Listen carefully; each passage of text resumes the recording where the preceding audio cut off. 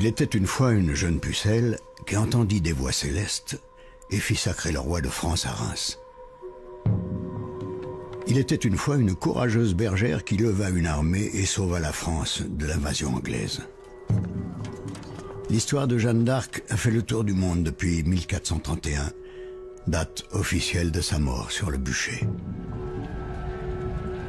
Mais Jeanne est-elle bien morte ce jour-là? Qui est alors cette autre Jeanne qui, 10 ans plus tard, vient perturber le roi Charles? Jeanne est-elle l'élue de Dieu? Ou celle de quelques hommes qui ont transformé une jeune fille en prophétesse?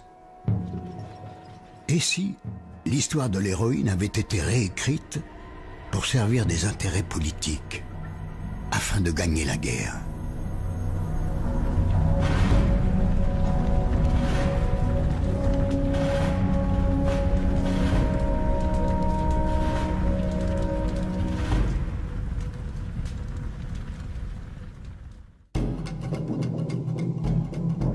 Personne ne sait à quoi elle ressemblait, car il n'existe aucun portrait d'elle.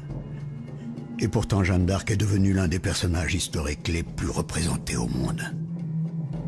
En 5 siècles, elle a inspiré plus de 20 000 livres, autant de thèses, mais aussi de fantasmes et d'idéologies contradictoires. Comment s'y retrouver dans un océan d'archives où les témoignages se croisent sans se ressembler? Et à son époque déjà, les récits divergent. Alors, qui croire?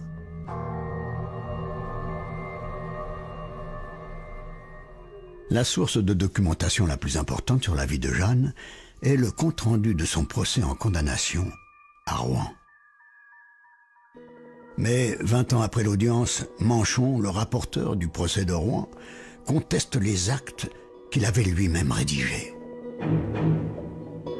Le témoin déclare que le prétendu procès originellement rédigé en français fut avec peu de fidélité traduit en latin, tronqué de plusieurs déclarations favorables à la dite Jeanne, pourvu d'adjonctions mensongères de nature à aggraver son fait, qu'il apparaît des prémices que le prétendu procès est en plusieurs de ses parties mensonger, vicié, corrompu, faussement et mensongèrement transcrit, qu'on ne lui doit accorder aucune créance. Manchon ne sera pas le seul à mettre en doute le procès de Rouen. Les voisins de Jeanne, ses amis, compagnons d'armes, certains juges et même le bourreau, tous vont témoigner devant le cardinal d'Estouville lors d'un procès en réhabilitation ordonné par le roi, 20 ans après la mort de la pucelle. Pendant 6 ans, le cardinal consigne les récits de 114 témoins qui ont approché Jeanne. Toutes ces dépositions, qui glorifient la pucelle, sont relues à leurs auteurs par d'Estouville, à haute voix. Dans sa jeunesse, le témoin a connu Jeannette, dite la pucelle. Elle était de Don Rémy, ses parents étaient les époux Jacques d'Arc et Zabillet, braves cultivateurs et vrais catholiques, bonne réputation. Le témoin dit aussi que Jeanne était très pieuse et avait grand pitié des temps de massacre. Elle ne jurait jamais, et le témoin, selon ses dires, était très enflammé par ses paroles. Jeanne lui semblait être envoyée par Dieu. Les témoins insistent sur le fait que Jeanne est une bergère. Le témoin déclare qu'il a vu plusieurs fois Jeanne la pucelle. Dans sa jeunesse, il a été à la charrue avec elle pour son père et au pâturage avec elle et les autres filles. Elle s'occupait, comme toutes les autres filles, garder de temps en temps les bêtes de son père. Et pourtant, au procès de Rouen, Jeanne précise plusieurs fois qu'elle n'a jamais gardé d'animaux. Alors, qui croire? La légende de la bergère est élaborée du vivant de Jeanne. À partir de quand commence-t-on à parler d'une Jeanne bergère ou d'une jeune bergère? Dès la fin du printemps et au début de l'été 1429, presque au moment de la délivrance d'Orléans. Là, elle a rassemblé les moutons, elle a rassemblé les chiens de berger et elle a sauvé la ville. et on commence à parler d'une bergère. Une image biblique de Jeanne d'Arc, protectrice de la population.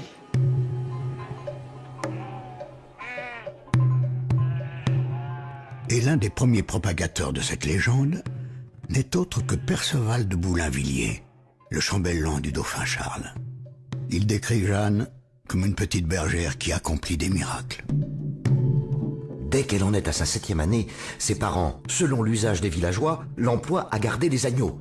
Pas un des plus petits ne périt et ne devient la proie des bêtes féroces.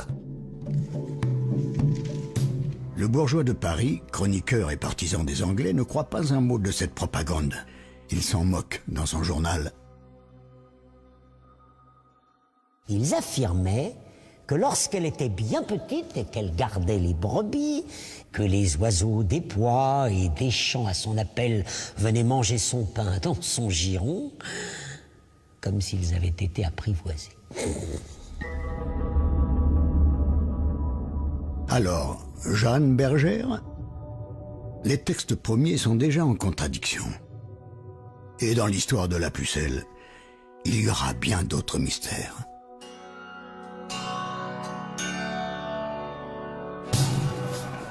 Pendant la guerre de 100 ans, les Français s'entredéchirent. Après la défaite d'Azincourt, la reine Isabeau a signé le traité de Troyes en 1420, par lequel le roi d'Angleterre doit régner désormais sur la France. Le pays se retrouve divisé en 3 parties. Le nord est l'Aquitaine, occupée par les Anglais, le duché de Bourgogne, allié des Anglais. Les Armagnacs, eux, dans leur fief, au sud de la Loire, résistent aux côtés du dauphin Charles.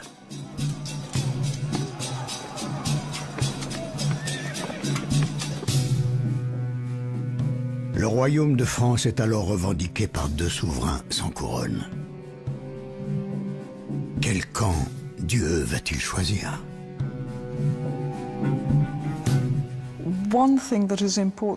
Il faut avoir en mémoire que pendant la guerre de 100 ans, les Anglais comme les Français croyaient que Dieu était de leur côté. Et en général, on considérait que la victoire en était la meilleure des preuves.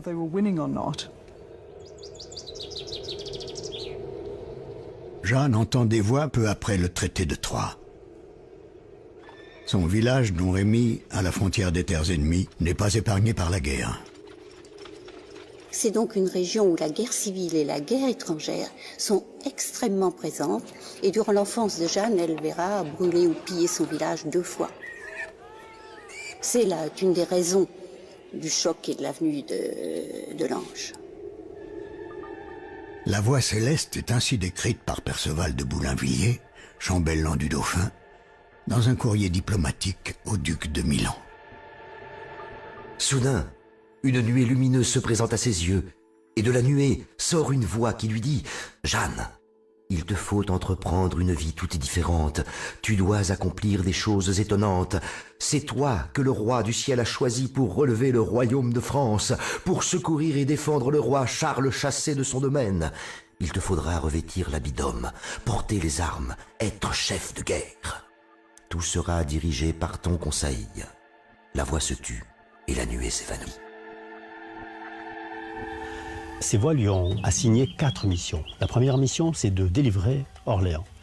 La deuxième mission, c'est de faire sacrer le roi, le dauphin, Charles, à Reims. La troisième mission, c'est de reconquérir Paris. Et la quatrième mission, c'est d'aller délivrer Charles d'Orléans, le poète, qui est prisonnier à Londres depuis la bataille d'Azincourt en 1415.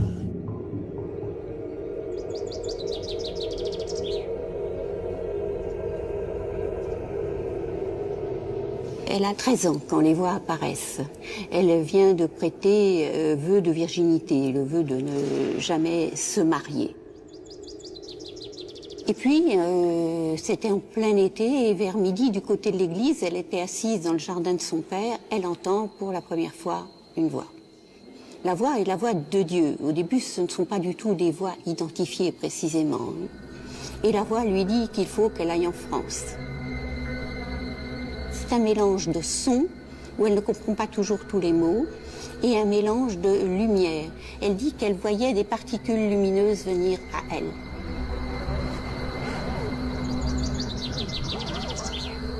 Ça peut ressembler à une hallucination visuelle et auditive, si vous voulez. Mais ça peut aussi être la voix de Dieu. En tout cas, Jeanne croit que c'est la voix de Dieu. Elle se fera tuer pour ça. Donc ça n'a pas d'importance que ce soit la voix de Dieu ou que cela ne le soit pas. Puisque ça fonctionne comme si ça l'était. Et que tout le monde y a cru.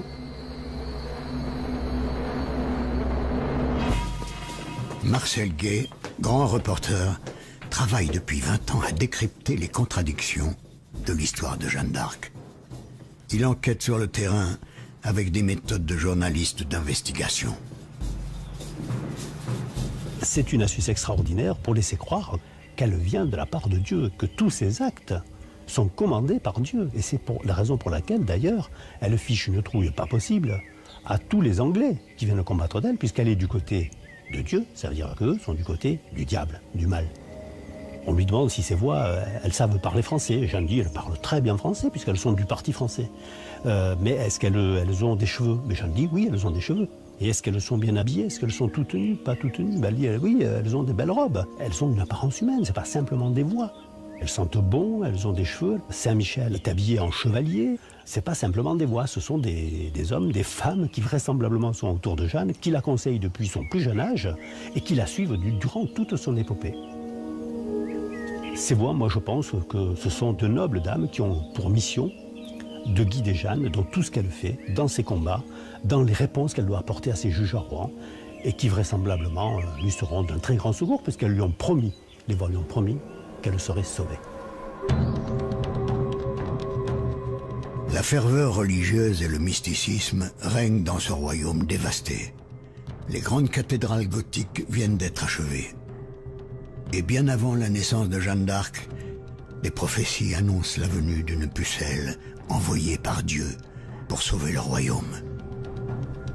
L'époque, la fin du Moyen-Âge notamment, est une époque remplie de prophéties. Et même, plus exactement, de prophétesses.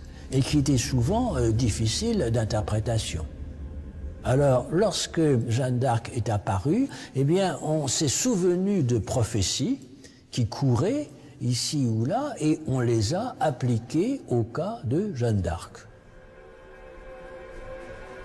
Le premier texte auquel on fait référence, c'est celui de la recluse d'Avignon, Marie Robine, qui, à la fin de sa vie, avait annoncé que le royaume de France, perdu par une femme, serait sauvé par une vierge. Et tout le monde reconnaît évidemment dans la femme qui a perdu le royaume de France, la reine Isabeau de Bavière, qui se comporte très mal et qui a signé le traité de Troyes, et dans la vierge qui va sauver le royaume, la pucelle de France, donc Jeanne d'Arc. La deuxième prophétie qui est très très répandue est la prophétie qui est attribuée à Merlin et dit que une vierge venant du bois chenu chevauchera contre le dos des archers. La vierge qui vient du bois chenu, c'est forcément Jeanne, puisque à Don Rémy même, il y a un bois qu'on appelle le bois chenu. Et les archers, évidemment, ce sont les Anglais. Il y a d'autres prophéties, mais ces prophéties, elles cheminent dans tout le royaume, elles marquent les esprits, et tout le monde attend cette vierge qui va sauver le royaume. Et voilà Jeanne qui arrive. Le témoignage de son oncle montre bien que, pour convaincre son entourage, Jeanne a elle-même recours à ces prophéties. Le témoin déclara par serment que lui-même alla chercher Jeanne chez son père, et elle disait à lui, témoin, qu'elle voulait aller en France vers le dauphin pour le faire couronner, déclarant « N'a-t-il pas autrefois été dit que la France, par une femme, serait désolée, et ensuite, par une pucelle, devait être restaurée ?» Jeanne d'Arc y croyait elle-même. Elle s'est inscrite, elle s'est présentée comme une prophétesse, et les gens autour d'elle ont toujours cru qu'elle pouvait prédire l'avenir, trouver les choses cachées, que Dieu parlait par sa bouche. Et à la limite, ils en attendaient même des miracles, et chasser les Anglais. Ça pouvait être un miracle d'une certaine façon. Le plus déroutant dans l'affaire de Jeanne d'Arc, le plus mystérieux, c'est quand même la façon dont elle s'est convaincue, dont elle a été convaincue d'être la fille de Dieu envoyé par Dieu pour réaliser le salut du royaume de France, avant même son intervention.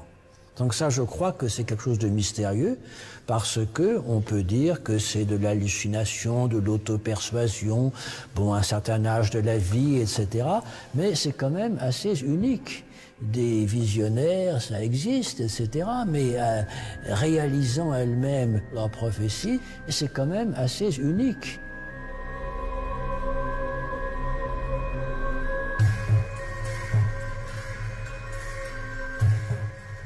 Et dès cette époque, certains pensent que l'accomplissement de cette prophétie n'est qu'une mise en scène bien orchestrée par des nobles français. 25 ans après la mort de Jeanne, le pape lui-même s'interroge. Était-ce une œuvre divine ou un stratagème humain? Il me serait difficile de l'affirmer. Alors que les Anglais prospéraient, les grands de France étaient divisés entre eux, sans vouloir accepter la conduite de l'un des leurs.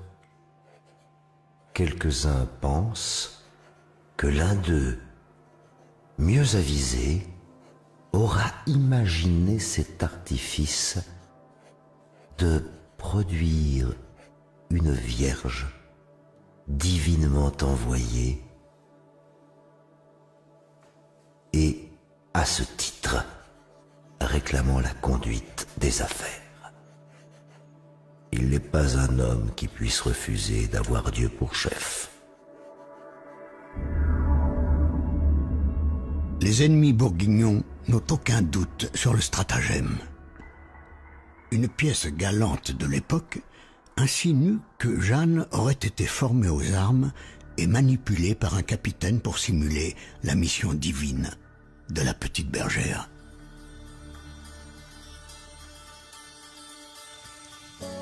L'on m'a dit, pour chose certaine, que comme un page, elle servit en sa jeunesse un capitaine où l'art de porter harnais, elle vit. Et quand jeunesse le ravit et lui voulut son savoir montrer, conseil eut qu'elle se mit à harnais et lance porter. Puis force, avisant la manière qu'à Orléans elle viendrait, comme une simple bergère, elle écouterait et répondrait. Et comment son enseigne rendrait au roi et à son parlement par lequel on verrait qu'elle vint divinement.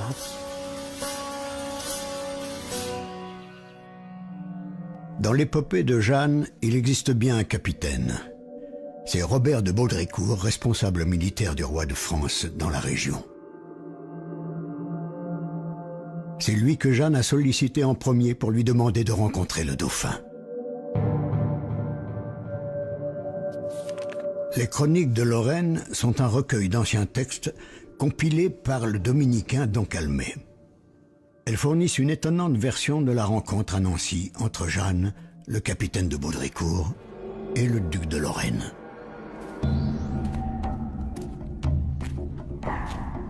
Quand il vint avec la fille à Nancy, le dit Baudricourt la présenta au duc, en lui disant comment elle désirait d'aller voir le roi Charles pour le remettre sur le trône de France et en chasser les Anglais.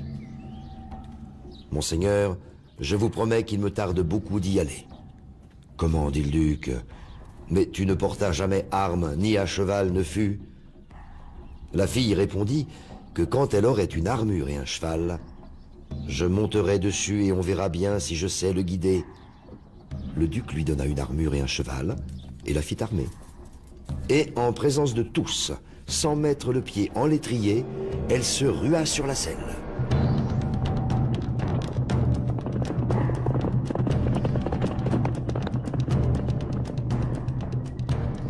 On lui donna une lance, elle vint en la place du château, elle l'accourut. Jamais homme d'armes mieux ne l'accourut. Toute la noblesse était ébahie.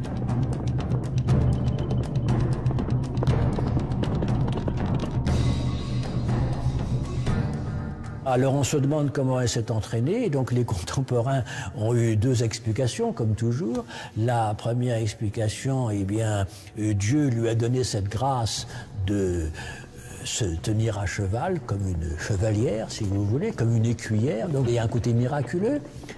Dieu lui a donné cette force puisque Jeanne d'Arc, c'est l'instrument de la Providence.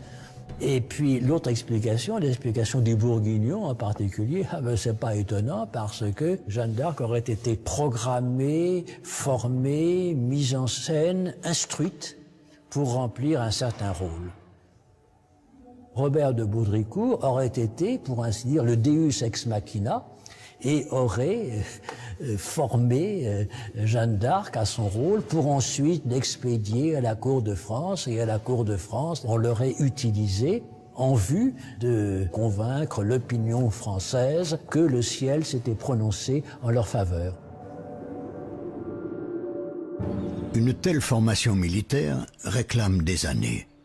Or, la plupart des historiens estiment que Jeanne n'a que 16 ans lorsqu'elle convainc le capitaine de Baudricourt de l'aider dans sa mission. L'âge de la pucelle reste un des grands mystères de l'histoire. Nous n'avons pas de documents précis qui attestent de la naissance de Jeanne. Il n'y avait évidemment pas d'état civil. Mais Jeanne d'Arc est interrogée à plusieurs reprises sur son âge et elle dit au moment du procès avoir 18 ou 19 ans, un âge qui l'a fait naître probablement le 5 janvier 1412. Le jour des rois, pour une prophétesse, c'était en un sens le meilleur jour. Est-on absolument sûr, 1 ou 2 ans près? Oui. En fait, le seul texte qui mentionne cette date est toujours celui de Perceval de Boulainvilliers, le chambellan du dauphin Charles. Déjà, je pense, est arrivée à vos oreilles la renommée d'une pucelle qui, comme on le croit pieusement, nous a été divinement envoyée. Elle est venue à la lumière de notre vie mortelle dans la nuit de l'épiphanie du Seigneur. Jeanne, on ne sait pas quand est-ce qu'elle est née. En tout cas, c'est pas le 6 janvier 1412. Elle-même donne des dates différentes. Les chroniqueurs donnent des dates différentes.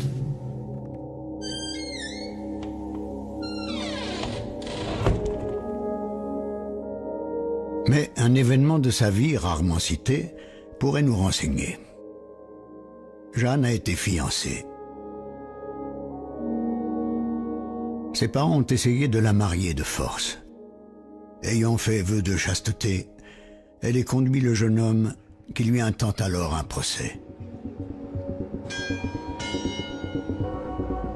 Jeanne comparaît et se défend seule devant l'officialité de Toul en 1428. Et elle gagne.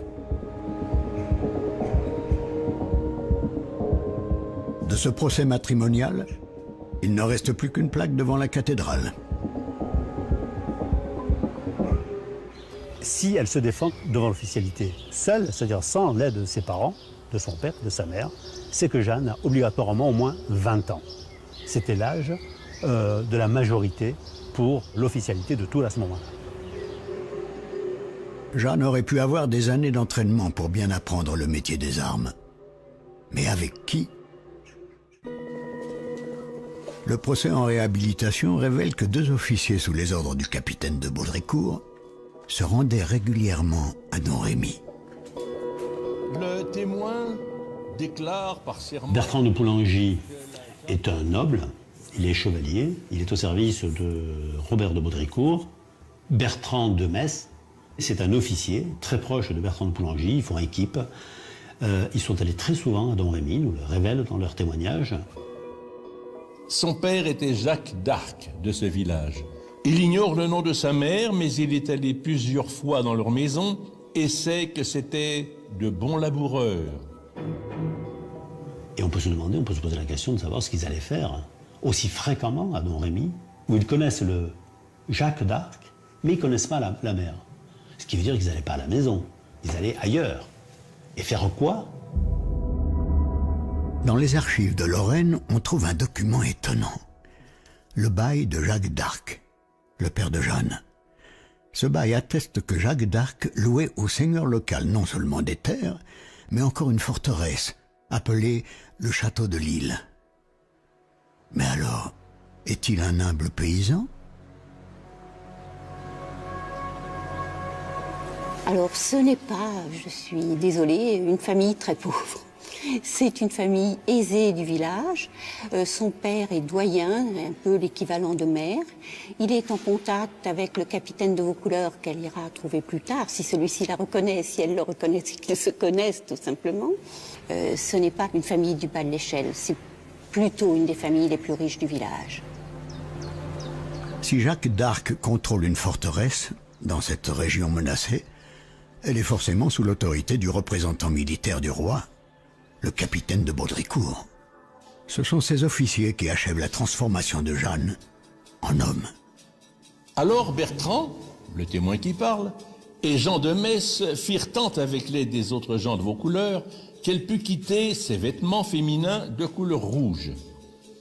Ils lui firent préparer une tunique et des vêtements d'homme, des éperons, des chausses, une épée et autres choses semblables, ainsi qu'un cheval.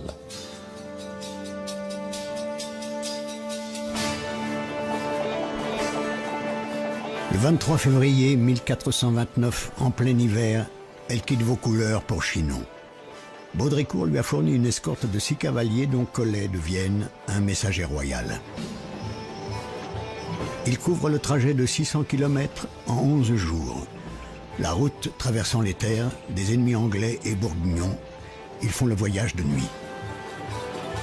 Une telle équipée représente une épreuve même pour un cavalier émérite. Et elle va affronter le péril. Et c'est aussi, quand elle arrivera à Chinon, elle pourra dire « moi je l'ai fait ». C'est déjà une première preuve du soutien de Dieu, qu'elle n'ait pas eu de difficulté, qu'elle ne se soit pas fait tuer.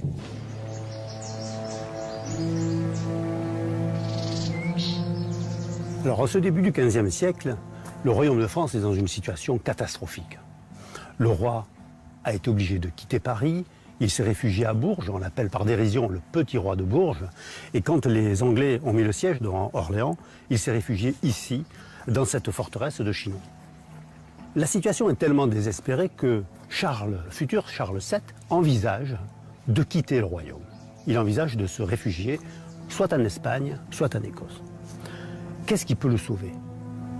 Il n'y a plus qu'un miracle. Et ce miracle, il s'appelle Jeanne.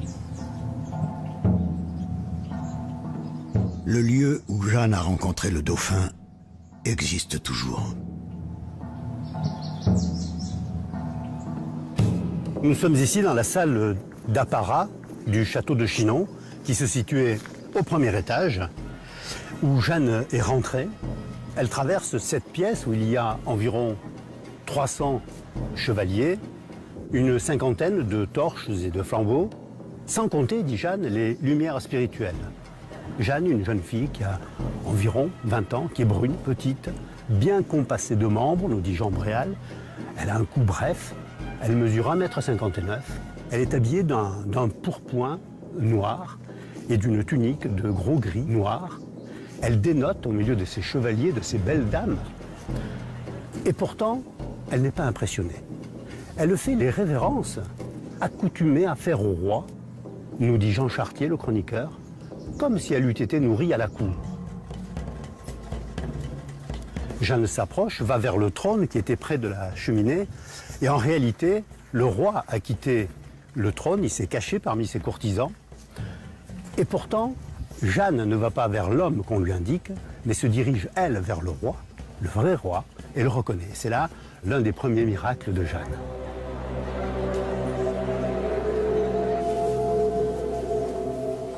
Une fois qu'elle a identifié le roi, tous deux se mettent près de cette cheminée et Jeanne lui dit « Je me nomme Jeanne la Pucelle, je viens de la part de Messire Dieu te dire que tu es le vrai héritier du trône de France et je suis chargé de te conduire à ton sacre à Reims. » Quand il sort de son entretien avec Jeanne, Charles, souvent décrit comme taciturne et indécis, est transformé. Selon tous les témoins, il rayonne. Après quoi, le roi et Jeanne se mettent au bord d'une fenêtre, un petit peu à l'écart de la foule, où ils vont se parler. Jeanne lui révèle un secret, lequel personne ne le sait. Personne ne le sait. À partir de la révélation de ce secret, c'est pour dire à quel point il est important, Jeanne aura droit à tous les égards d'une princesse de sang royal. Et ça, c'est assez étonnant pour être noté. Charles va reprendre confiance en lui et va s'appuyer sur Jeanne pour repartir à la conquête du royaume. Jeanne est très à l'aise et donne l'impression d'être l'égale des grands de la cour. On lui donne du noble princesse ou noble dame, des termes avec lesquels on ne jouait pas à l'époque. Et elle ne se présente jamais sous le nom de Jeanne d'Arc, mais toujours sous celui de Jeanne la Pucelle. Dès lors, un certain nombre de chercheurs hétérodoxes ont émis l'hypothèse que Jeanne était noble ou d'extraction royale. Elle pourrait être une bâtarde élevée à la campagne. Mais les preuves manquent. Les preuves manquent également pour savoir qui aurait pu instrumentaliser la mission divine de Jeanne, la prophétesse. Si on ne croit pas à l'intervention divine, il faut admettre qu'il y a une intervention humaine. Il faut admettre qu'une personne plus avisée que d'autres a conçu cette opération et l'a menée du début à la fin. Cette personne me semble être Yolande d'Anjou. Yolande d'Anjou est la reine des 4 royaumes. Elle est reine de Sicile, reine de Naples, reine d'Aragon et reine de Jérusalem. C'est elle qui, dans son château d'Angers, a hébergé et éduqué le dauphin, qui sera le futur Charles VII, qu'elle va marier avec sa fille Marie. Yolande d'Anjou est une patriote, comme on dirait aujourd'hui, et veut absolument sauver le royaume de France. Et surtout, préserver les intérêts de ses enfants.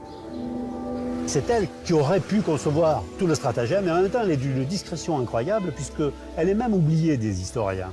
Et il nous reste d'elle qu'un seul portrait dans un vitrail de la cathédrale du Mans.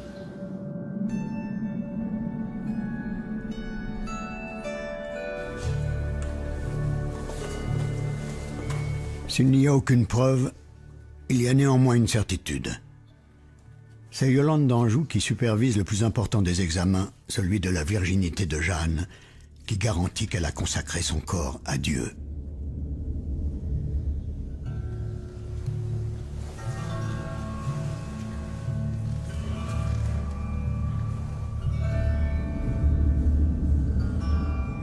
C'est donc bien Yolande d'Anjou qui légitimise Jeanne la Pucelle.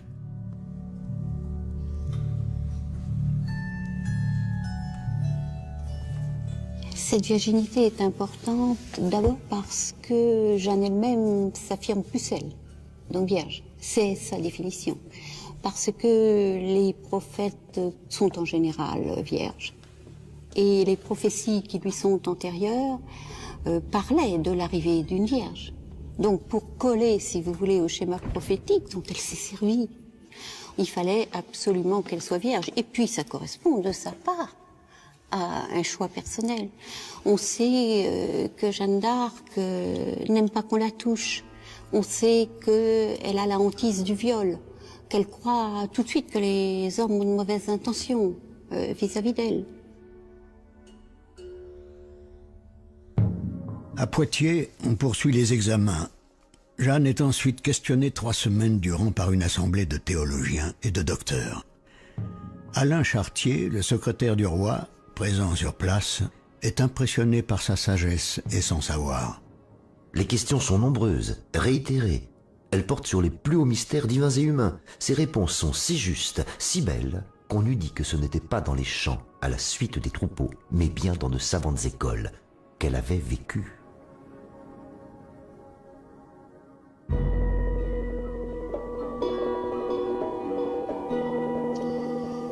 Le témoin lui demanda quelle langue parlait sa voix.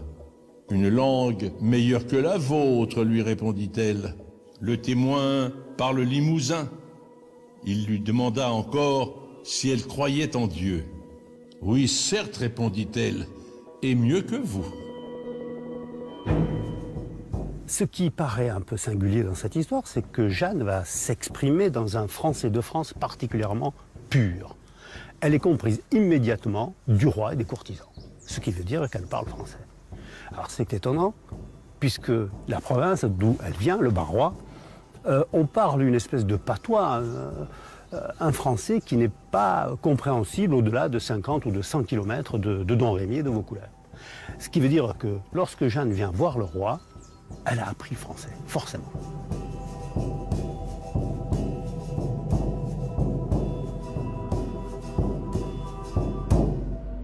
On sait que Jeanne est illettrée parce qu'elle l'affirme elle-même à plusieurs reprises.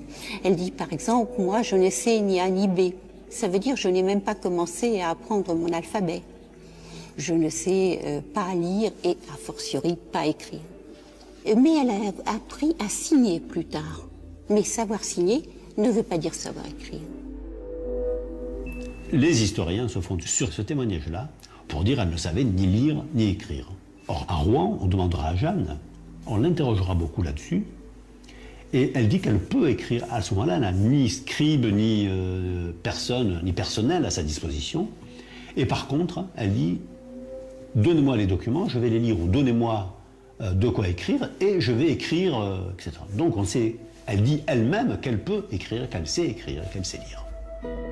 Ainsi, les interprétations divergent sur les connaissances de Jeanne.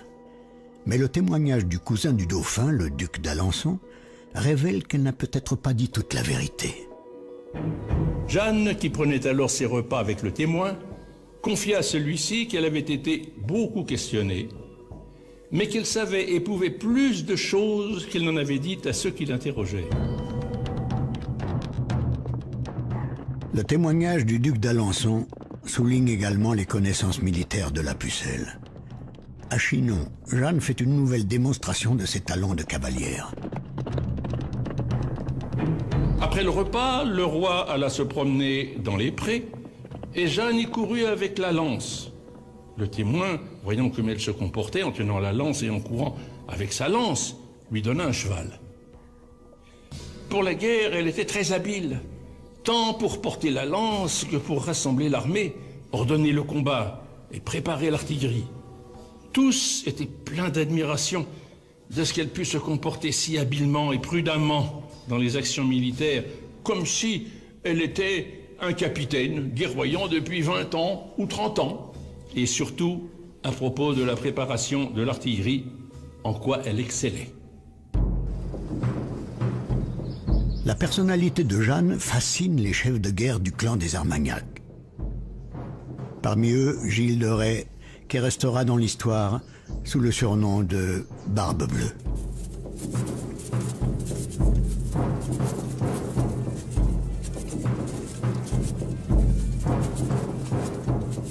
Quand elle arrive auprès du roi, il y a des gens qui sont là, qui font la guerre, et qui font la guerre depuis des années pour certains d'entre eux. Et ces gens-là sont, on pourrait dire, finalement les pires. C'est-à-dire que ce sont les plus violents, les plus rapaces, les plus féroces, les plus cruels. C'est grâce à ça que Charles VII a gagné. Et Charles VII, probablement, est largement à la hauteur de tous ces gens-là. Le fameux La Hire, par exemple, un des premiers faits d'armes auxquels il participe, c'est la prise d'un château, on le lui reprend, et avant de partir, il égorge les 25 prisonniers, histoire de laisser personne derrière lui. Enfin, c'est des gens que le fait de tuer leur prochain n'inquiète pas du tout. Malgré tous les témoignages qui lui attribuent pages, héros et écuyers, le rôle militaire de Jeanne n'est pas précisé.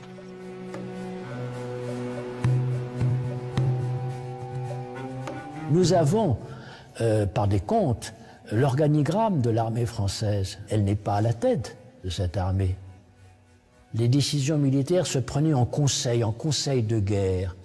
Et on a l'impression que Jeanne d'Arc, le plus souvent, était tenue à l'écart de ce conseil de guerre. Alors elle pouvait intervenir en raison de son immense popularité, mais elle n'était pas chef de guerre.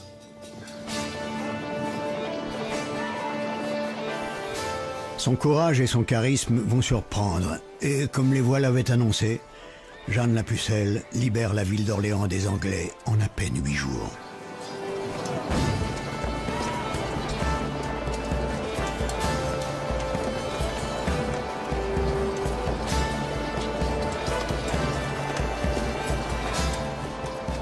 Mais ce miracle arrive bien à point. Les Anglais ont à ce moment de graves dissensions avec leurs alliés bourguignons. on s'aperçoit qu'il y a aussi des considérations économiques. Le duc de Bourgogne exige pour payer ses hommes qu'on lui donne Orléans. Finalement, le duc de Bedford, le régent anglais, ne veut pas de cette solution, ce qui fait que le duc de Bourgogne fait retirer ses troupes, et voici que d'un seul coup, les troupes françaises sont plus nombreuses que les troupes anglaises. Le duc de Bedford a écrit qu'il y avait 2 raisons qui avaient fait d'Orléans un échec. Il a dit que le siège d'Orléans avait été entrepris sous le conseil de Dieu sait qui. Puis il a fait des commentaires sur l'effet négatif de Jeanne sur ses troupes, qu'elle avait terrorisées. En d'autres termes, c'est la peur de Jeanne qui a causé la défaite.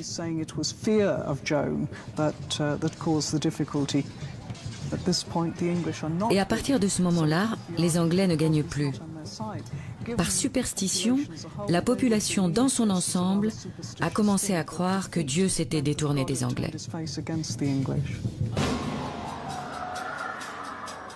Si les Anglais sont terrifiés par Jeanne la Diablesse, pour les Armagnacs, elle est une envoyée de Dieu. Et dès la victoire d'Orléans, les poèmes épiques commencent à propager la légende de la pucelle. Ainsi que l'exigeait la mission reçue d'en haut, elle porte un cœur et un vêtement viril. Ce ne sont pas les hommes qui l'ont formée à la guerre, c'est Dieu. C'est le ciel qui l'envoie pour confondre, ô Angleterre, ton insolence sans frein. Pareil désastre si soudain frappe de terreur ceux qui gardent les autres forts. Ils n'attendent pas un nouvel assaut, fuyant honteusement. Ils abandonnent toute leur position à la pucelle, victorieuse, forte de la pluie du ciel.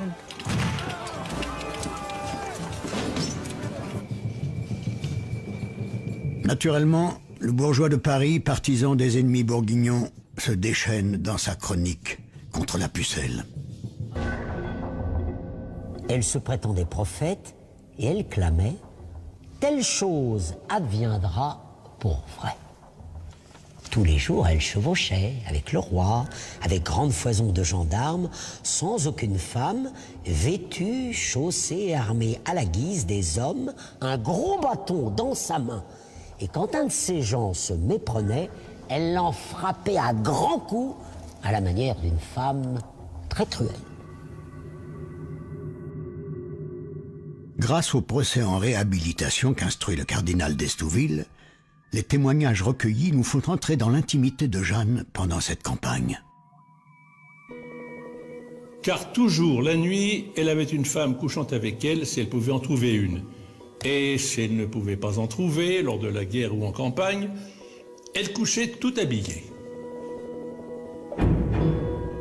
Jeanne couchait toujours avec des filles jeunes et ne voulait pas coucher avec des femmes âgées. Dit encore plus qu'il a ouï dire par plusieurs femmes qui ont vu la dite pucelle par plusieurs fois nue et connu ses secrets, qu'elle n'avait jamais eu la secrète maladie des femmes et que jamais nul n'en put rien connaître. On sait aussi qu'elle est à peu près imperméable à la fatigue, qu'elle ne mange pratiquement pas, qu'elle n'a pas de règles comme beaucoup de sportifs des Jeux Olympiques actuels. Ce n'est pas le corps ordinaire des femmes qui va donner des enfants, qui va être fragile et maternel. C'est un peu un corps à part, qui échappera aux blessures, qui sera peut-être immortel. Rien ne semble devoir arrêter la pucelle. Derrière son étendard, les Armagnacs s'emparent de Beaugency, Main, Souly-sur-Loire.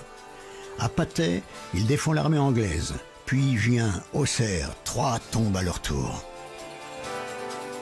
Sous l'impulsion de Jeanne, l'armée reprend ce que les Anglais avaient mis des années à conquérir. Reims capitule le 16 juillet 1429. Le lendemain, à la hâte, pour ne pas s'éterniser en territoire menacé, Jeanne fait sacrer Charles VII en la cathédrale. Grâce à l'onction avec le Saint-Crème de Clovis, Charles est désormais reconnu par tous comme roi de France, désigné par Dieu. Reims était depuis longtemps le lieu de couronnement des rois de France. À Reims se trouvait l'huile sainte qui avait été utilisée non seulement pour le couronnement de Clovis, mais également pour son baptême, sa christianisation. Et donc, pour légitimer ce roi de France, il fallait l'onction avec le Saint-Crème. Souvenez-vous que les Anglais se disaient alors être les rois légitimes de France et d'Angleterre. Le sacre de Charles VII est le triomphe de Jeanne et de ses voies divines. Elle a réalisé la deuxième prophétie. Elle a inversé le cours d'une guerre qui durait depuis près de 100 ans. Mais pour le roi, l'heure est au pragmatisme. Il tente de négocier avec les Bourguignons une trêve que Jeanne dénonce. Elle décide alors de prendre Paris d'assaut. Jusque-là, c'était l'année des merveilles. On croyait qu'elle allait faire des miracles, qu'elle n'avait connu que la victoire. Et puis, le 8 septembre, la ville de Paris a refusé de s'ouvrir. Les Parisiens étaient très compromis avec les Bourguignons. Ils avaient peur, s'ils ouvraient la porte au roi, de perdre leur place et d'un massacre général et d'un pillage. L'armée royale n'avait pas de matériel de siège. Donc, elle était très difficilement en mesure d'affronter un siège très long. Il y a eu un premier assaut qui n'a pas marché.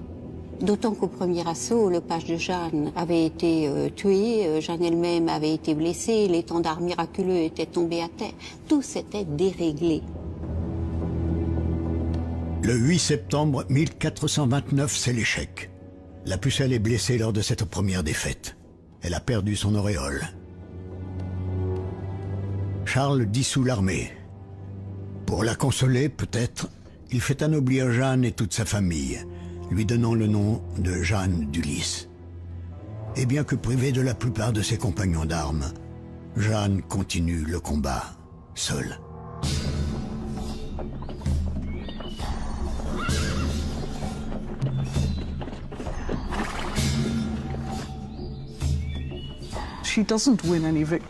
Elle ne remporte aucune victoire quand elle est seule. Elle est aussi blessée à au moins 2 reprises, plus qu'on aurait pu l'imaginer. Et ce sont toujours des blessures faites à distance, par des arcs.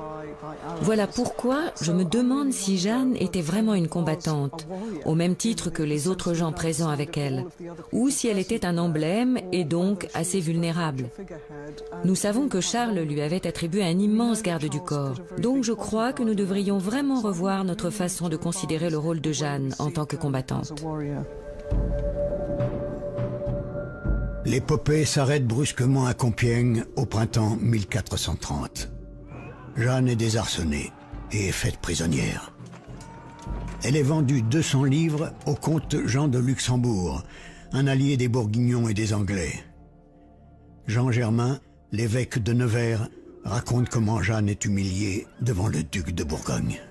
Cette détestable femme, la risée des femmes, le scandale des hommes, couverte de ses armes à la manière des gens de guerre, est renversée de son cheval d'un coup de lance qui la frappe en pleine poitrine. Ses artifices disparaissent, ses sortilèges s'évanouissent. Elle cherche à se dissimuler par la diversité de ses maintiens. Elle est reconnue, elle est prise, elle est amenée au prince, dépouillée de sa trompeuse armure. Son sexe montre bien que c'est à tort qu'elle feint d'être un homme.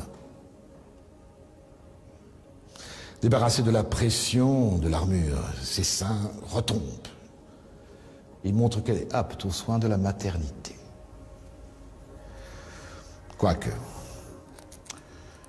à sa tenue et à l'insolence de son langage, on eût pu la prendre pour un homme.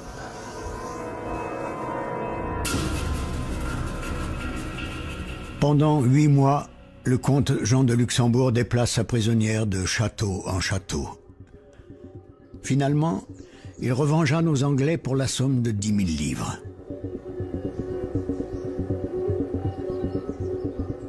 Cette année-là, les comtes de la couronne d'Angleterre mentionnent Jeanne la Pucelle. Ils révèlent que le duc de Bedford, régent anglais du royaume de France, envoie une escorte considérable pour la conduire à Rouen, où le très jeune roi d'Angleterre, Henri VI, se trouve déjà.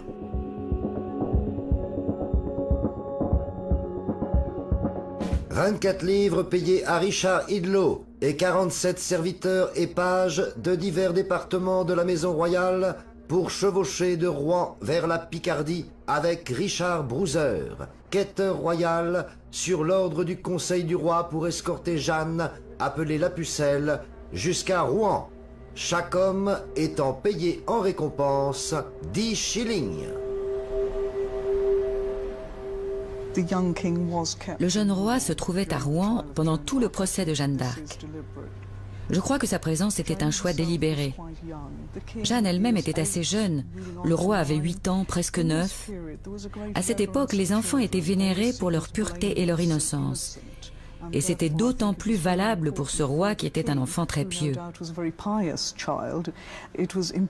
Je crois qu'ils ont délibérément voulu mettre en opposition cette femme diabolique qui avait dévoyé le peuple avec ce roi qui, en incarnant la jeunesse innocente, représentait l'autorité royale légitime donnée par Dieu.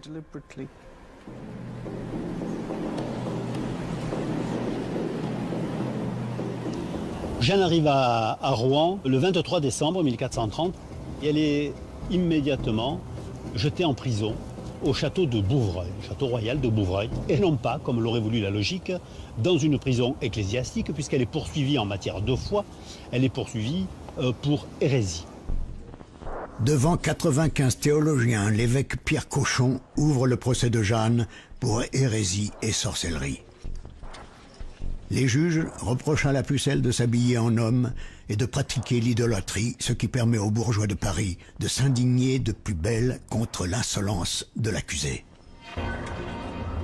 Tous éprouvèrent une grande horreur quand ils ouïrent raconter les grandes erreurs qu'elle avait commises contre la foi et qu'elle persistait encore, car on avait beau lui démontrer ses grands maléfices et ses égarements, elle ne s'en effrayait pas. Elle ne s'en ébahissait pas. Elle répondait hardiment aux articles qu'on proposait contre elle en femme inspirée par l'enfer. Alors bien sûr, ce sont des procès un peu politiques. À Rouen, les gens savent bien que les Anglais désirent une condamnation. Mais ce ne sont pas les Anglais qui ont condamné Jeanne d'Arc ni qui l'ont fait brûler. Il ne faut pas raconter ça.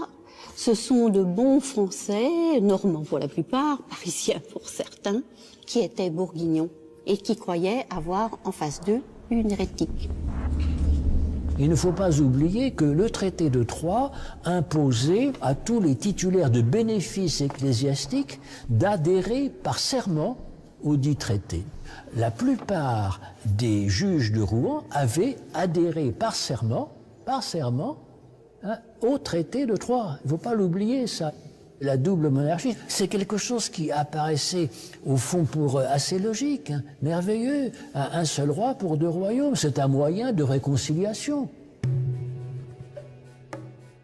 Les Anglais, maîtres du jeu, font mener le procès par des Français, mais vérifient eux-mêmes la virginité de la Pucelle. Le témoin déclare avoir entendu plusieurs personnes, dont il ne se rappelle pas le nom, dire que Jeanne avait été examinée par des matrones et qu'on l'avait trouvée vierge. C'est la dame duchesse de Bedford qui avait fait faire cet examen, et le duc de Bedford se trouvait dans un endroit caché, d'où il voyait l'examen. Elle est toujours vierge. Les Anglais ne peuvent donc pas l'accuser d'être une sorcière. Mais ils doivent prouver que la Pucelle n'est pas une envoyée de Dieu afin de pouvoir contester le droit divin de Charles VII à la couronne de France. Les juges vont alors accuser Jeanne d'idolâtrie en récusant le caractère céleste des voix. Les voix apparaissent au moment du procès en condamnation. C'est à ce moment-là que les questions des juges leur donnent des identités précises. Jusque-là, il n'y a pas d'identité. Et durant le procès, on voit bien au cours des séances que les juges s'acharnent pour savoir qu'est-ce que c'est que cette histoire de voix, qui sont ces voix. Et Jeanne, on voit bien, elle est quand même ennuyée, elle répond en partie, finalement elle est poussée dans ses derniers retranchements. Alors elle identifie l'une à Saint-Michel, qui est le protecteur du royaume de Bourges, qui figure sur les drapeaux de Charles VII. Mais elle dit, lui, il vient pas souvent. Il m'a dit la grande pitié du royaume de France, il m'a dit comment bien me comporter. Mais elle l'a pas vu depuis plusieurs mois, dit-elle à Rouen. Elle affirmait ne rien faire que sous le commandement que Dieu lui transmettait très souvent par l'intermédiaire de l'archange Saint-Michel, de Sainte Catherine et de Sainte Marguerite. Il lui disait quoi faire, des secrets de l'avenir qu'il lui avait ordonnés, et lui ordonnait toutes les choses qu'elle faisait, que ce soit pour son habit ou autre chose.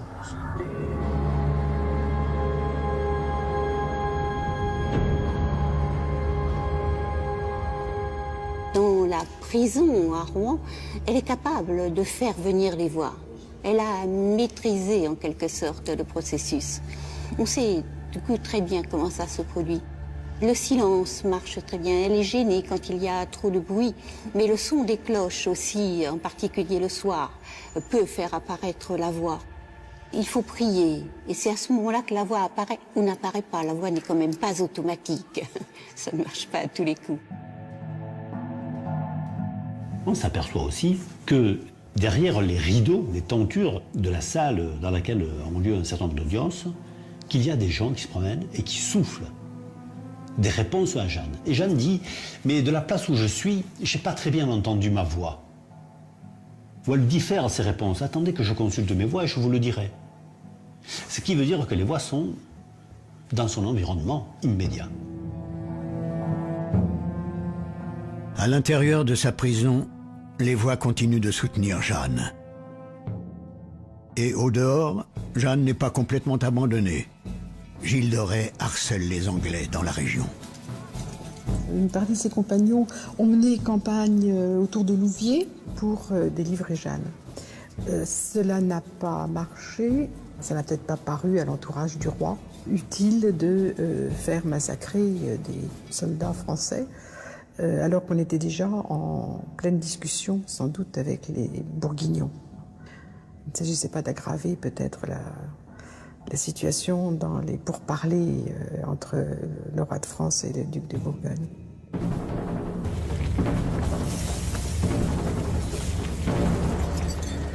Le procès s'éternise depuis 5 mois.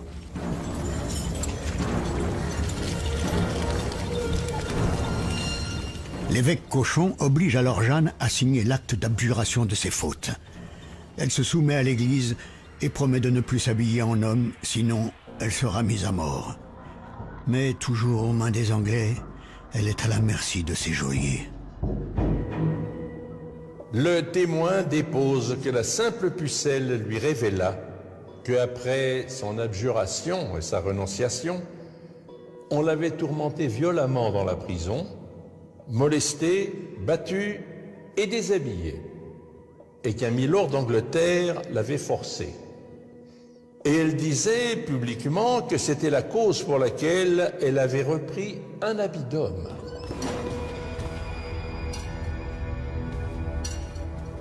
Se posent donc plusieurs questions. La première question est de savoir comment Jeanne a pu se procurer ces vêtements d'homme puisqu'elle est emprisonnée. Qui les lui a donnés? Et la deuxième question est de savoir comment elle a pu les enfiler, elle a pu les vêtir, puisqu'on nous dit qu'elle est entravée des mains et des pieds à une grosse pièce de bois qui est dans sa cellule. Donc jusqu'à présent, personne n'a répondu à ces questions. Et c'est le scandale.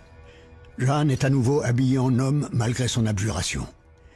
L'évêque Cauchon la déclare relapse ou retombée dans le péché. Sa décision est prise. 2 jours plus tard, le 30 mai, Jeanne sera brûlée vive après avoir été excommuniée.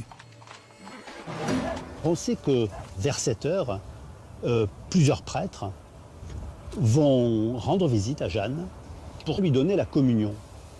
Et là, il y a une sorte d'anomalie. Jeanne étant déclarée hérétique, étant excommuniée, on n'a pas le droit de lui donner la communion. C'est cependant que Jeanne, le jour de sa mort, avant la prédication et sa sortie du château, reçut le corps du Christ apporté sur l'ordre des juges à la demande instante de Jeanne.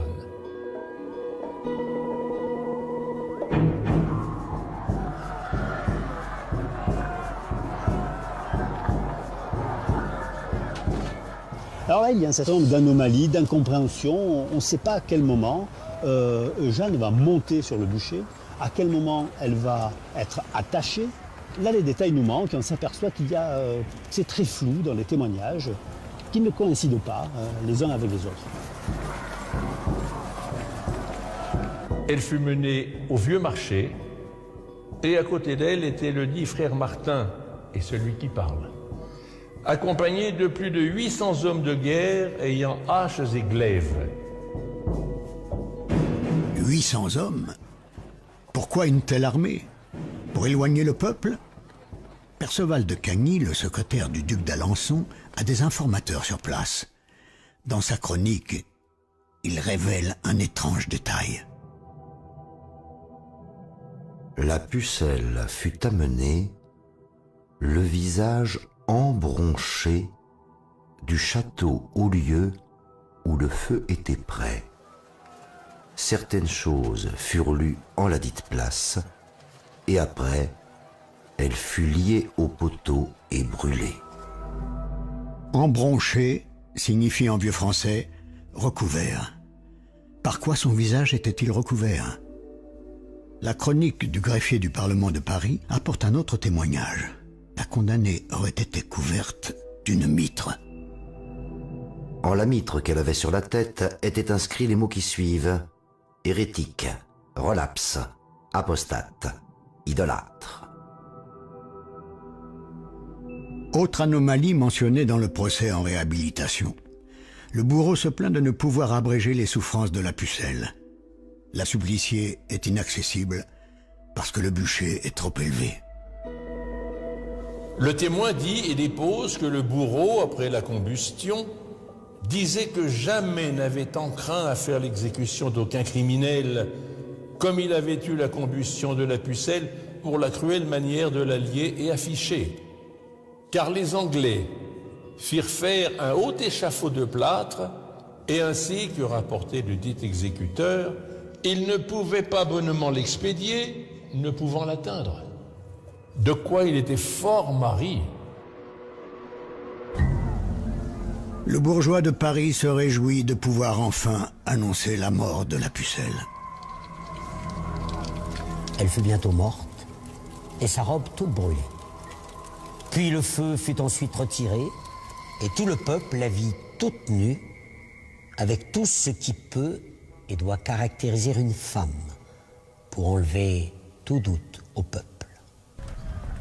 Quand ils l'eurent contemplée à leur gré, toute morte attachée au poteau, le bourreau ralluma un grand feu sur sa pauvre charogne, qui fut promptement consumée, et ses os et sa chair furent réduits en cendres.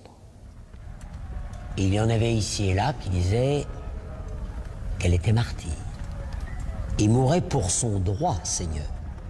Les autres disaient que non, que l'on avait mal fait de la garder si longtemps. Ainsi parlait le peuple. 20 ans plus tard, alors que la guerre civile entre les Armagnacs et les Bourguignons est terminée, plusieurs des juges qui ont condamné Jeanne comme hérétique vont témoigner en sa faveur lors du procès en réhabilitation. Mais n'en rajoutent-ils pas un peu pour mieux faire oublier leur ancienne collaboration? Jeanne, à grande dévotion, demanda à avoir la croix. Et ce, entendant, un Anglais qui était là, présent, en fit une petite de bois du bout d'un bâton qui lui bailla, et elle, dévotement, la reçut et la baisa, en faisant piteuse lamentation et reconnaissance à Dieu, notre Rédempteur. Elle mit cette croix en son sein, entre sa chair et ses vêtements. Et sans aucune forme ou signe de jugement, ils l'envoyèrent au feu en disant au maître d'œuvre « Fais ton office !» Et ainsi, elle fut menée et attachée. Et en continuant les louanges et lamentations dévotes envers Dieu et ses saints, jusqu'au dernier mot en trépassant, elle cria à haute voix « Jésus !» Cette fin héroïque va devenir légendaire. Et pourtant, en cette année 1431, aucune chronique anglaise ne mentionne l'exécution de la pucelle. Comment expliquer un tel silence chez les vainqueurs? Bien d'autres questions demeurent. Pourquoi 800 hommes d'armes pour tenir la foule à l'écart? Pourquoi aurait-on dissimulé le visage de la condamnée? Pourquoi un bûcher trop élevé qui la rend inaccessible?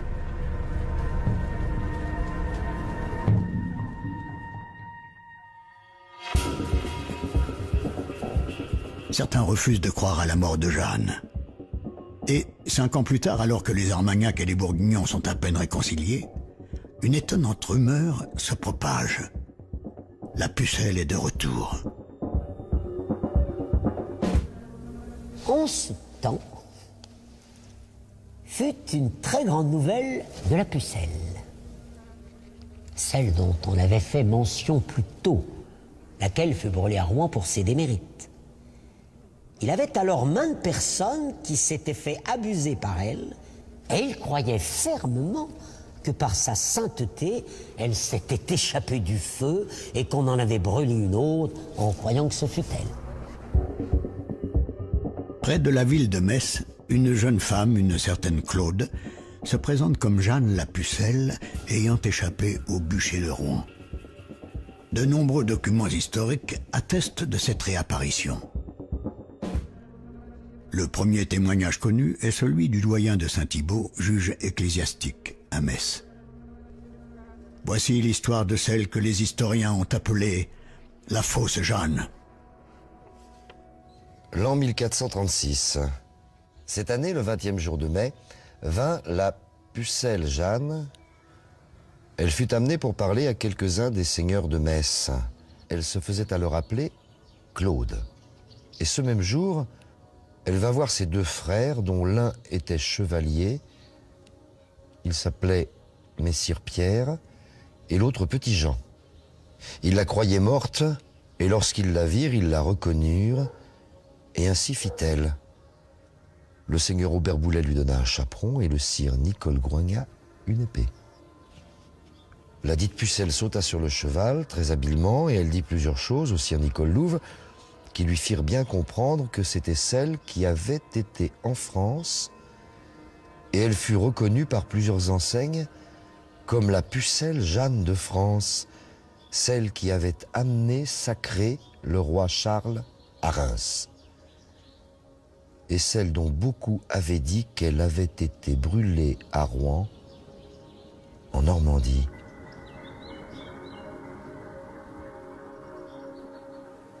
Tous, y compris les 2 frères, vont la reconnaître. Ce qui veut dire que physiquement, elle a le même aspect. Comment, au XVe siècle, on peut savoir que l'on ressemble à quelqu'un? Il n'y a pas de photo, il n'y a pas de télévision.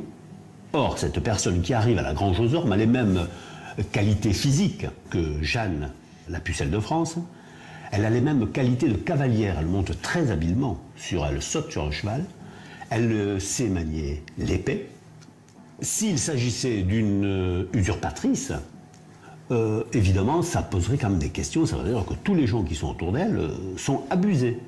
Or, on n'imagine pas que les 2 propres frères de Jeanne qui l'ont accompagnée, qui ont vécu à Domremy avec elle, on voit mal comment ils pourraient être abusés par une usurpatrice. C'est une preuve de sa popularité persistante.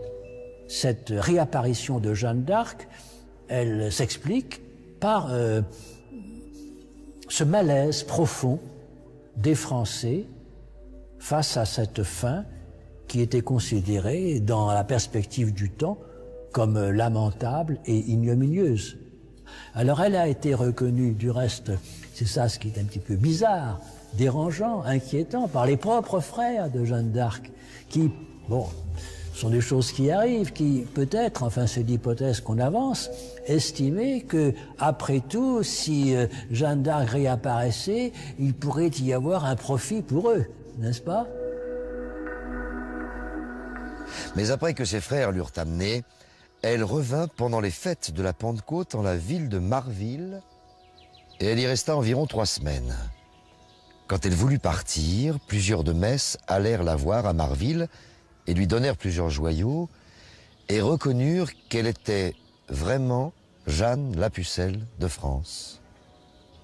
Geoffroy d'Aix lui donna un cheval, puis elle s'en alla à Arlon, une ville qui est dans le duché de Luxembourg.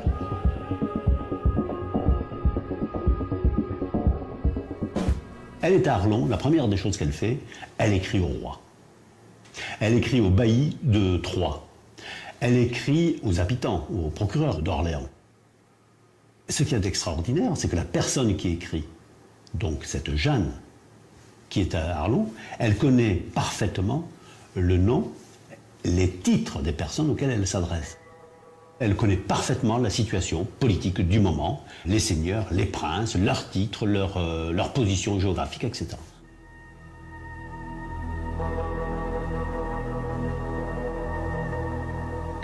L'information est véhiculée à travers tout le royaume, notamment par les deux frères qui vont à Orléans et qui annoncent la nouvelle.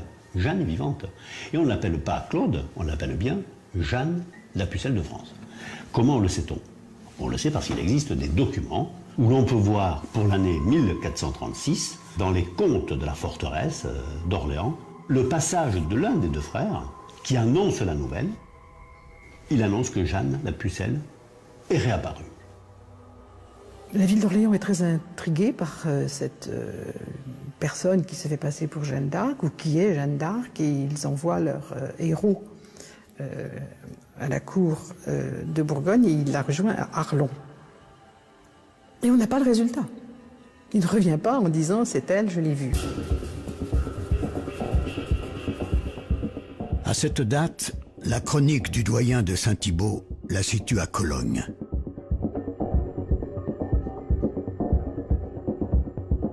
Cette présence est confirmée par Johannes Nieder, prieur des dominicains de Bâle, inquisiteur et spécialiste en sorcellerie. Son traité de discipline religieuse, le Formicarum, dresse le portrait d'une femme scandaleuse. Il y avait une jeune fille qui, en tout temps, se donnait les allures d'un homme. Elle marchait armée avec des vêtements flottants, comme les soldats soudoyés par les nobles. Elle se livrait à la danse avec les hommes. Elle buvait et festoyait, plus que ne le comporte le sexe féminin qu'elle reconnaissait être le sien. Le siège épiscopal de Trèves était alors à la grande douleur des habitants, disputé par deux contendants. Cette jeune fille se vantait de pouvoir et de vouloir introniser l'un des deux, ainsi que la Vierge Jeanne, dont je vais parler, avait fait pour Charles, roi des Francs, qu'elle avait raffermi dans son royaume. Bien plus. Elle prétendait être même cette Jeanne elle-même, que Dieu avait ressuscitée.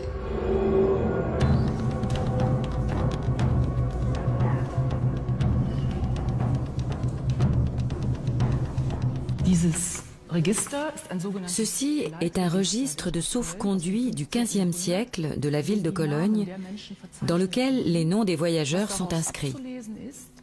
Ce qu'on peut y lire, à la date du 2 août 1436, c'est l'inscription d'une Puella di Francia, pour une jeune fille venue de France, la pucelle de France, pour un mois, avec un délai de résiliation de 3 jours.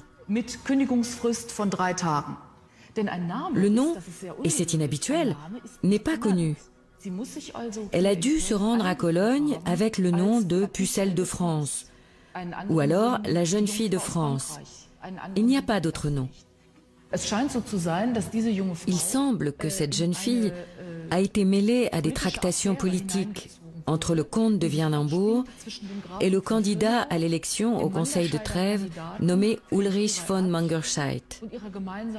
Manifestement, on a essayé d'utiliser une jeune fille du nom de Pucelle de France comme soutien politique pour aider son parti à gagner.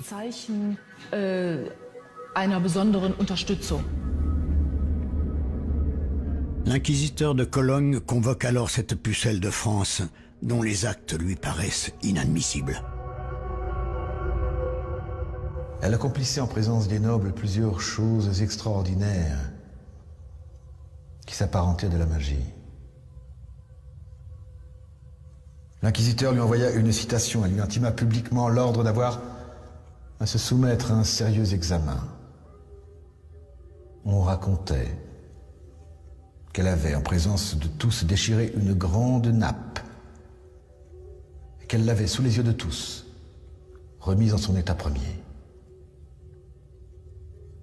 Qu'elle brisait le verre en le jetant contre le mur et qu'en un instant, Elle le rendait à sa primitive intégrité. Elle faisait toutes sortes de choses vaines du même genre.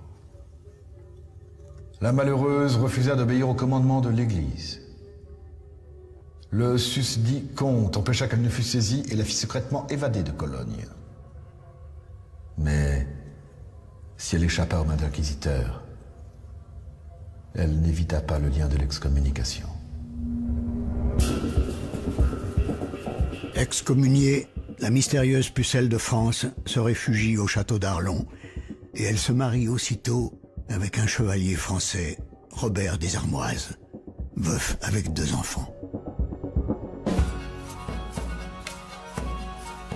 Le mariage de Robert des Armoises et de cette personne qui se fait appeler Jeanne la Pucelle est célébré ici dans ce château à Arlon où se tient la cour du Grand-Duché du Luxembourg.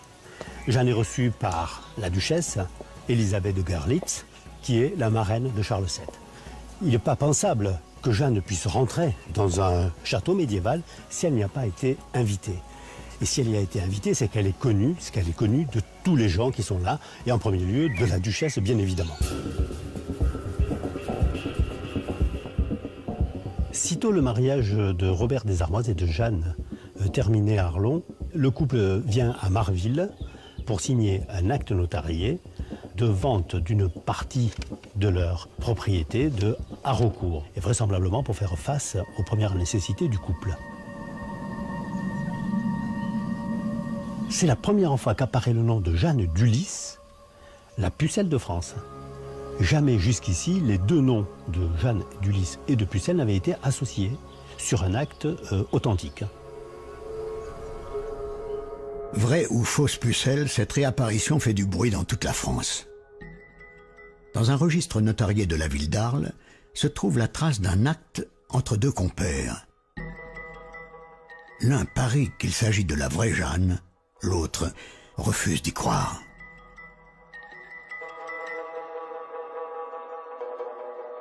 Le mystère gagne même les pays voisins. Et cette même année, 1436, le roi d'Espagne reçoit une lettre de demande d'aide militaire émanant d'une certaine pucelle de France qui combat les Anglais à La Rochelle. À la cour, le connétable montrait sa signature au grand d'Espagne, comme si c'eût été une relique très vénérable, car comme il était hardi et de grand cœur, il aimait ceux qu'il était aussi. Et pour cette raison, il était très intéressé par les prouesses de la pucelle. Et c'est à cause de cela que le connétable décida avec le roi qu'on envoie à la pucelle une flotte telle qu'elle et le roi de France puissent en être bien secourus.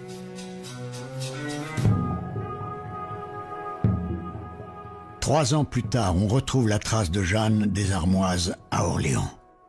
Les comtes de la ville montrent qu'elle reçoit un accueil très chaleureux.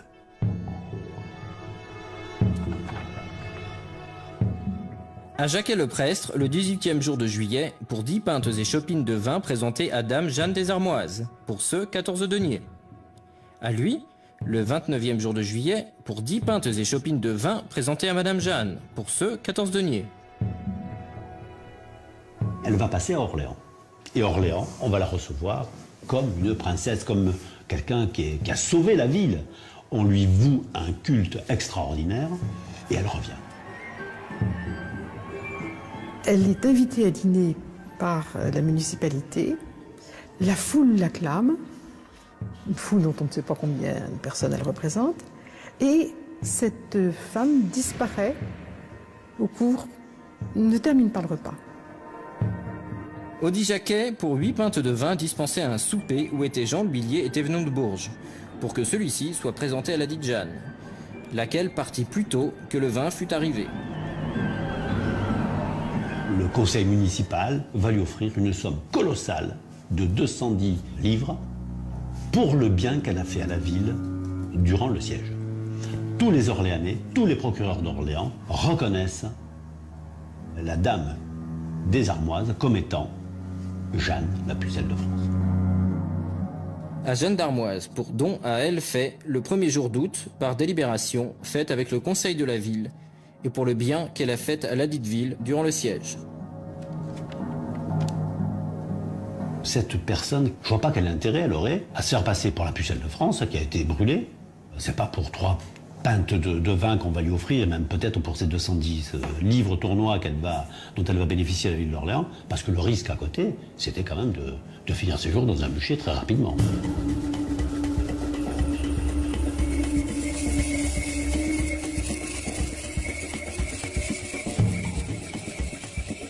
Et les ennuis ne tardent pas. En 1440, Jeanne des Armoises est arrêtée comme usurpatrice puis emmenée au palais de justice de Paris, où siège le Parlement. Le Parlement s'est emparé de l'affaire, le Parlement de Paris, et a montré la supercherie.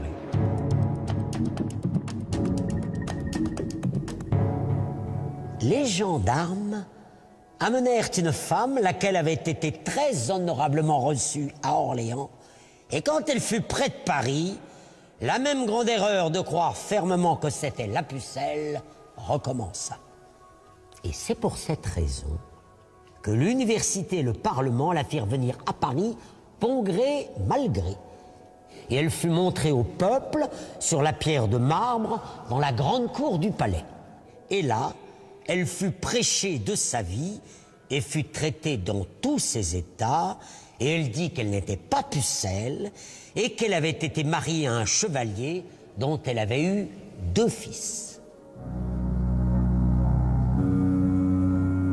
Jeanne des Armoises est alors relaxée, mais elle va se faire beaucoup plus discrète.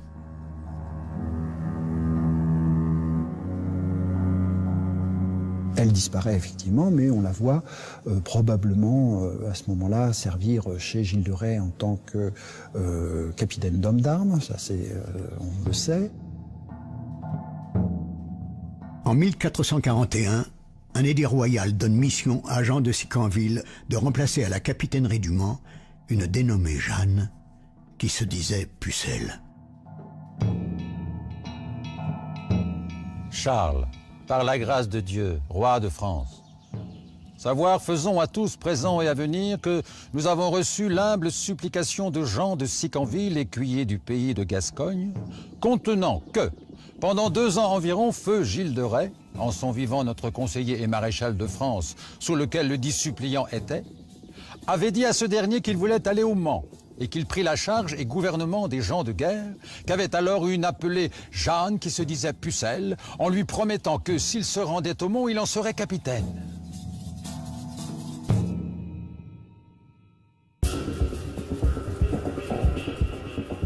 La même année, le roi Charles VII aurait rencontré la fausse pucelle.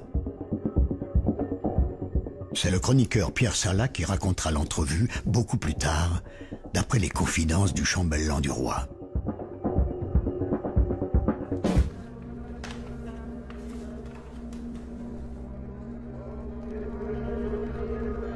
Le dit seigneur me conta que 10 ans après fut amenée au roi une fausse pucelle. Et certains voulaient donner à entendre, en faisant courir des rumeurs, que c'était la première qui était ressuscitée. Le roi, entendant cette nouvelle, commanda qu'elle fût amenée devant lui. Elle vint droit devant le roi, ce dont il fut ébahi, et ne sut que dire, sinon, en la saluant bien doucement, il lui dit « Pucelle, mamie, vous, soyez la très bien revenue, au nom de Dieu, qui sait le secret qui est entre vous et moi. »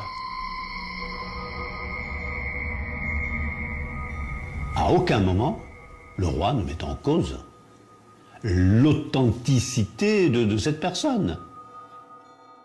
Alors, miraculeusement, après avoir entendu ce seul mot, cette prétendue pucelle se mit à genoux devant le roi et sur-le-champ confessa toute la trahison, ce dont quelques-uns furent justiciés très âprement, comme il appartenait en tel cas.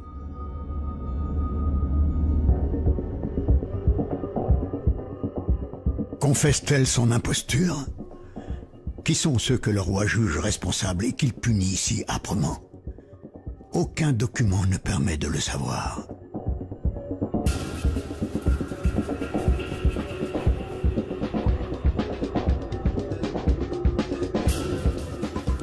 En revanche, Jeanne des Armoises retourne en Lorraine, auprès de son mari, à Metz.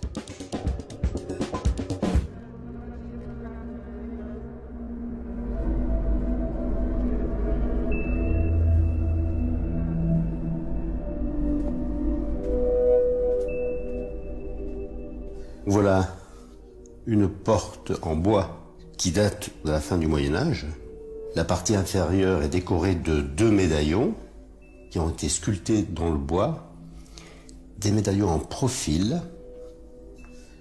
Cette porte proviendrait d'un immeuble situé aujourd'hui place Jeanne d'Arc à Metz, et qui était l'immeuble dans lequel vivaient, au XVe siècle, Jeanne et Robert des Armoises.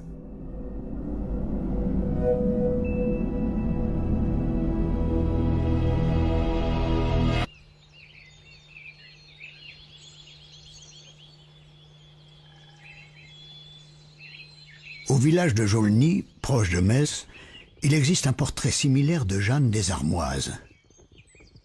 C'est dans ce château qu'elle venait pour chasser. La tradition orale du village a fait de Jeanne des Armoises une habitante du village à la fin du XVe siècle. Alors nous avons ici eh bien, les fameux portraits de Jaulny, Jeanne des Armoises et son mari Robert des Armoises, portrait redécouvert en 1871 par l'arrière-arrière-grand-père de l'actuel propriétaire du château.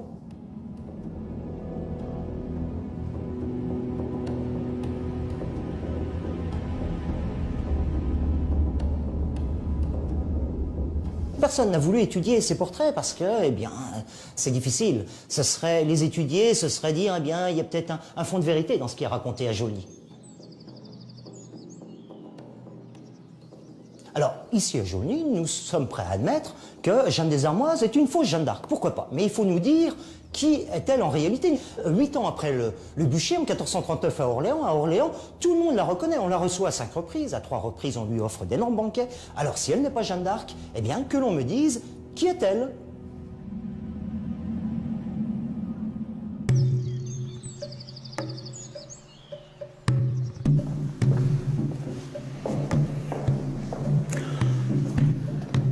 Là, regardez, il me semble qu'on est Seigneur des Armoises, non? Seigneur des Armoises. Mais on le voit à plusieurs places. Là, on voit, ça apparaît nettement, des armoises. C'est une tombe d'enfant, ça. Oui, oui. Ah, c'est pas marqué, hein? Si, là, mais... Ces pierres tombales attestent donc de la présence de la famille des Armoises. Et il y a les armoiries des personnes qui sont ensevelies, et ici, les inscriptions nous indiquent que Sigy Renée, qui est l'épouse de Louis des Armoises, qui fut Auxy à Nancy, et il était seigneur d'Autray.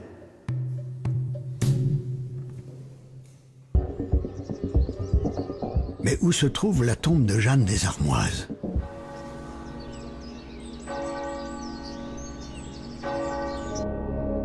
Les anciens de la région racontent que sa dépouille aurait été enterrée à quelques kilomètres de là, sous le chœur de l'église de Puligny-sur-Madon, comme l'indiquait autrefois une plaque.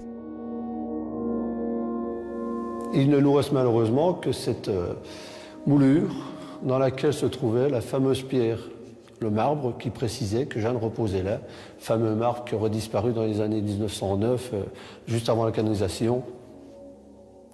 Même ma grand-mère a lu le texte. Beaucoup d'anciens étaient formels et disaient qu'ils l'avaient lu. C'est pour ça que je n'ai aucun doute là-dessus. Nos anciens ont vu cette pierre. Ça, c'est sûr. Sur cette pierre était précisé « Sigy, haute et honorée dame, dame Jeanne d'Ulysse, la pucelle de France, dame de Tichémont, qui fut femme de notre noble messire Robert des Armoises, chevalier, seigneur du dit lieu, laquelle trépassa l'an 1449, 4e jour de mai. Dieu et son âme. Amen.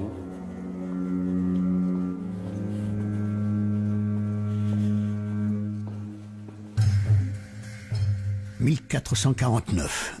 C'est la même année que les deux frères et la mère de Jeanne d'Arc vont implorer le roi Charles VII afin qu'il réhabilite la pucelle de Don Rémy, l'héroïne déchue. Le roi ordonne alors un procès de réhabilitation qui va durer 6 ans. L'un après l'autre, les témoignages vont dresser le portrait d'une sainte.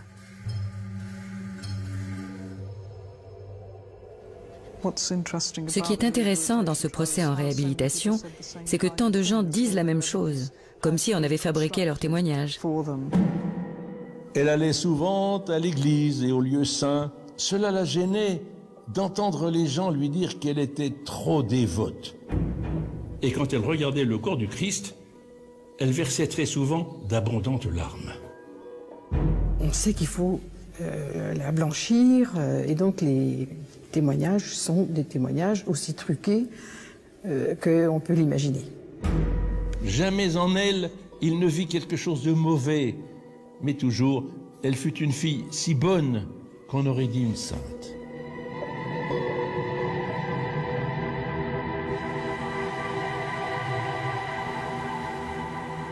Mais l'Église va avoir 5 siècles de doute sur la femme qu'elle a condamnée. Au XIXe siècle, l'Allemagne et la France se disputent l'Alsace et la Lorraine, un des bassins sidérurgiques les plus importants en Europe. C'est alors que l'Église de France demande au Vatican la canonisation de Jeanne d'Arc, héroïne de Lorraine, dont les actes de bravoure permirent à la France de se libérer des envahisseurs. Jeanne ayant été excommuniée et brûlée après un procès d'église, il était difficile de la considérer comme martyre. Mais en 1891, sœur Jean-Marie Sanguier est soudainement guérie d'ulcères et d'abcès aux jambes après une série de prières à Jeanne. En 1902, Marie-Antoinette Mirandol fut guérie brusquement d'un mal plantaire perforant après des prières à Jeanne.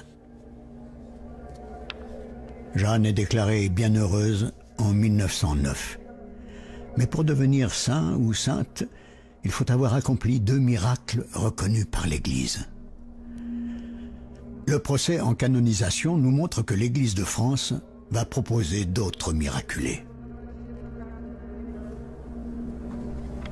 L'évêque d'Orléans se rend à l'hôpital Notre-Dame-des-Douleurs pour recommander aux malades de solliciter leur guérison par l'intercession de la bonne Jeanne d'Arc, parce que, disait-il, il avait besoin de miracles pour obtenir la canonisation de la bienheureuse. Le Vatican acceptera finalement 2 miracles. La guérison d'un mal plantaire perforant et celle d'un souffle au cœur permettront à Benoît XV de canoniser Jeanne d'Arc en 1920. Et qu'elle soit sainte, envoyée de Dieu ou vierge manipulée par les hommes, brûlée vive ou échappée du bûcher, vraie Jeanne ou fausse Jeanne, la lumière montre l'ombre et la vérité le mystère.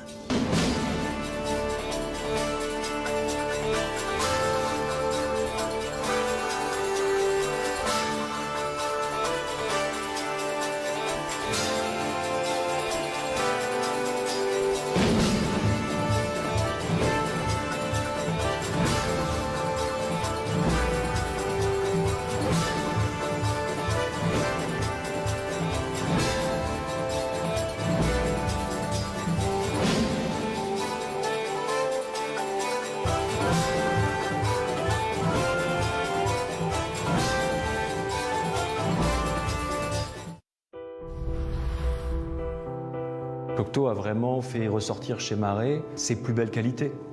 Soirée spéciale Les Amants de l'Histoire, tout de suite.